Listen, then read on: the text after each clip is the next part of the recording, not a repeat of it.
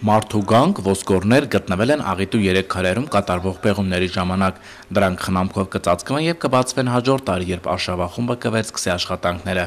Աղիթու 3 քարայրում 2003 թվականին հայ-ֆրանսիական արշավախմբի հետախուզական աշխատանքները արդյունք չտվեցին։ 2008 թվականին հայ-գերմանական արշավախումբը նոր պեղումներ սկսեց։ Բացառիկ հետաքրքրություն ունի քարայրային տիպի հուշարձան։ Տարածաշրջանային տեսանկյունից այս մշակույթը շատ լավ հայտնի է մեզ Իրանում, Զագրոսի լեռներում եւ Իմերիցիան Վրաստանում, արանք ոչինչ չկա։ Եվ այդ մշակույթները իրար այնքան նման են, որ ենթադրում են, որ ասենք որոշակի կապ պիտի լինի այդ տարածքի բնակչության միջև։ Աղիթու 3 քարայրը Հայաստանում հայտնաբերված միակ հուշարձանն է, որի շերտերը թվագրվում են Քրիստոսից առաջ 20,000-ից մինչև 30,000 թվականներին։ Հնագիտության մեջ այդ փուլն անվանում են վերին պալեոլիթ կամ վերին հին քարի դար։ Այն ավարտվում է մեզանից շուրջ 14,000 տարի առաջ։ Դատելով նախնական գտածոների ուսումնասիրությունից մարդիկ այստեղ հիմնականում որսորդական կենցաղավարություն են վարել։ Գործ ունենք այստեղ սառցադաշտային մի միջավայրի հետ, որը հավանաբար ամառները հալվելով այս ստեղծել է այդ ճահճաջրային շատ հարուստ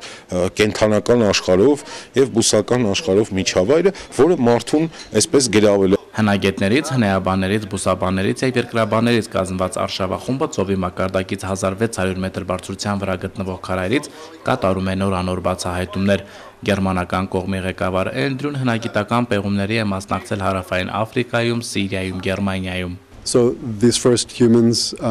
in Armenia. Այստեղ ապրած բնակիչները Հայաստանի ամենաառաջին մարդկանցից են եղել, որոնք որսորդությունից բացի զբաղվել են նաև հավաքչությամբ, հավաքել են պտուղներ, մրգեր, բանջարեղեն, արմատներ եւ շատ լավ ճանաչել են իրենց կողմից բնակեցված տարածքը։ Դատելով արդեն իսկ հայտնաբերված գայլերի եւ մկների ոսկորների միկրոֆաունայից կարելի է ասել, որ կլիման այստեղ շատ խիստ է եղել։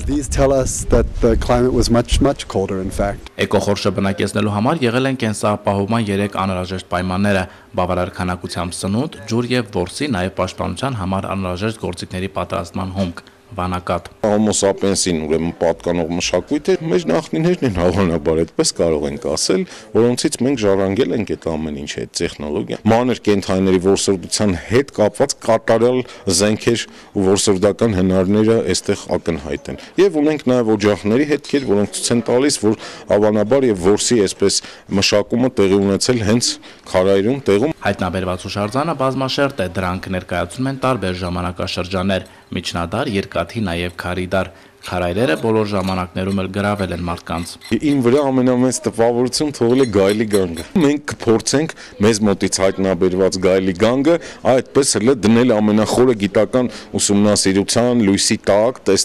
օգտագործելով արդի գիտության գործիքները, դա